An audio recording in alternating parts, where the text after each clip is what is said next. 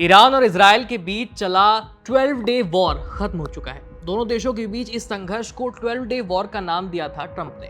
12 दिन चली इस जंग में जब अमेरिका ने नतान्ज, फोर्दो और इस्फहान न्यूक्लियर साइट्स पर हमला किया, तब ऐसा लग रहा था कि शायद ये जंग तीसरे विश्व युद्ध में बदल सकती है, लेकिन ऐसा हुआ नहीं। 24 घंटे के भीतर ही प्रेसिडेंट ट्रंप ने इजराइल और ईरान दोनों को ही डांट डपट के युद्ध विराम करा दिया। लेकिन सीज फायर के लिए जो ड्रामा हमें देखने को मिला, उसे देख करके ये तो बिल्कुल भी नहीं लगा था कि मसला हल हो चुका है।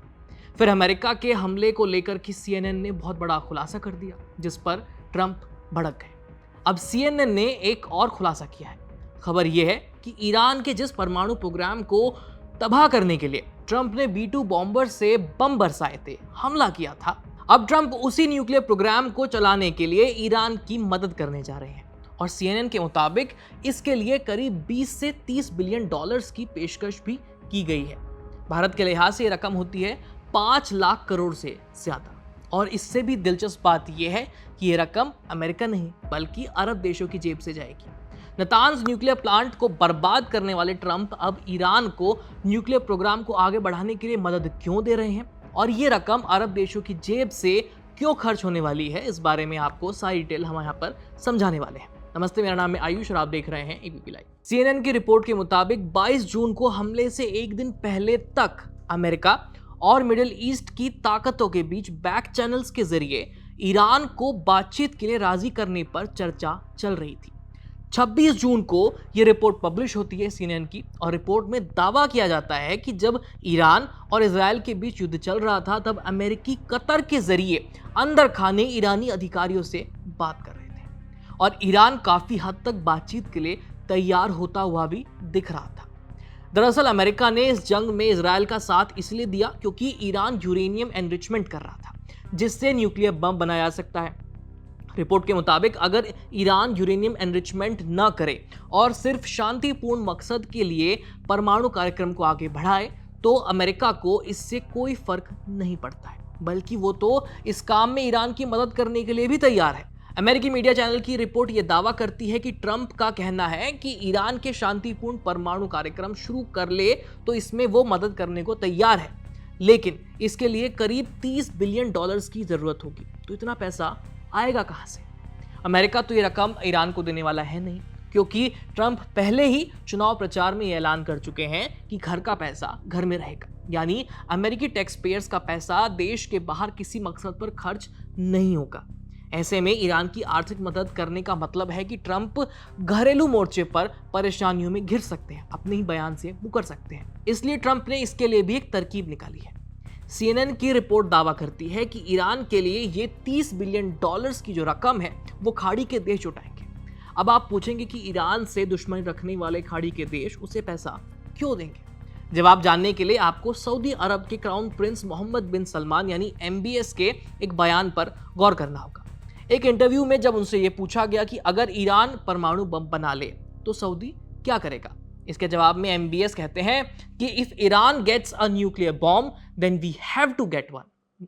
और ये रुख सिर्फ सऊदी का नहीं बल्कि मिडिल ईस्ट के हर उस देश का है जिससे ईरान से खतरा है। और अगर ईरान परमाणु बम बना लेता है तो मजबूरन इन देशों को भी अपने अपने परमाणु कार्यक्रम शुरू करने पड़ेंगे, जिससे परिस्थिति और ज्यादा खराब हो जाएगी। इसलिए अमेरिका ने इस फसाद में बीच का रास्ता निकालने की कोशिश की है। कम से कम CNN की रिपोर्ट तो यही दावा कर रही है, हमें पढ़कर तो यही समझ में आ रहा है। शायद ट्रंप इस पॉइंट पर खेल रहे हैं कि अपने अलग अलग बम पर खर्च करने से बेहतर है कि ईरान को ही बॉम्ब ना बनाने के लिए राजी कर लिया जाए, और इसमें जो भी खर्च आएगा तो भाई उसके लिए चंदा देकर के पैसा इकट्ठा कर लो और निफराम हो जाओ। एक और बात जो इस रिपोर्ट से साफ होती है वो ये कि ट्रंप इसके लिए ईरान के 6 बिलियन डॉलर्स को भी रिलीज करने के लिए तैयार है, जो कि सैंक्शंस के चलते फ्रीज हो गए हैं। इन 6 बिलियन डॉलर का एक बड़ा हिस्सा यूरोप के बैंकों में मौजूद है, और यूरोप ईरान से संबंध सुधारने को बेहद उत्सुक है, क्योंकि जर्मनी और फ्रांस जैसे देश जब न्यूक्लियर डील कैंसिल हो गई थी तब भी ये कह चुके थे कि वो ईरान से बातचीत जारी रखना चाहते हैं। लेकिन अमेरिका के साथ ना होने से इस डील में कोई दम रह नहीं गया था। अब जब अमेरिका ने दोबारा डील की बात चलाई है तो यूरोप का इस कदम से खुश होना बेहद लाजमी है। वैसे अब इतनी बातें तो CNN ने अपनी रिपोर्ट में दावे से कह दी, लेकिन ईरानी अथॉरिटीज तो ये कह रही हैं कि उन्हें ऐसी किसी मीटिंग, किसी डील के बारे में कोई जानकारी नहीं है।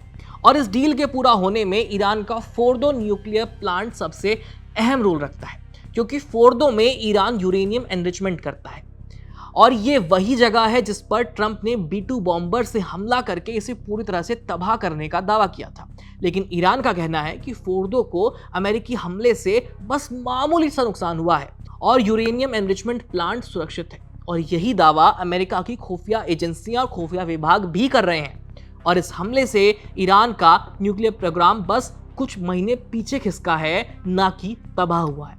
और अगर ईरान और अमेरिकी खुफिया विभाग की बात सच है तो ये फोर्दो जैसी जगह पर न्यूक्लियर एनरिचमेंट का स्कोप है, तो ईरान से इस डील का कोई मतलब रह नहीं जाता है। क्योंकि डील होने के बाद या तो ईरान फिर से एनरिचमेंट करेगा या फिर उस पर एनरिचमेंट करने के आरोप लगेंगे और फिर से इजराइल उस पर हमला करेगा। ऐसे में मौजूद फोर्दो को रिपर्पस करने पर बात हो सकती है, मतलब कि परमाणु कार्यक्रम के ऐसे काम जिनमें यूरेनियम संवर्धन का काम ना किया जाए।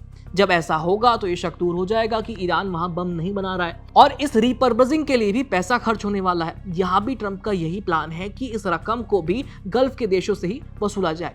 और CNN ये भी दावा करता है कि आने वाले दिनों में शायद अमेरिका ईरान से इस बाबत कुछ बातचीत भी शुरू कर दे। इस खबर में फिलहाल इतना ही। क्या ट्रंप का ये प्लान काम कर पाएगा या इजराइल इससे नाराज होकर के ईरान पर हमला कर देगा? अपनी राय हमें कमेंट सेक्शन में लिख करके भेज दीजिए। आपके लिए इस खबर को कैमरे पर रिकॉर्ड किया था मेरे साथी शोएब और नीरज ने। मिलते हैं अगली खबर में, तब तक के लिए this is Ayush Kumar signing off.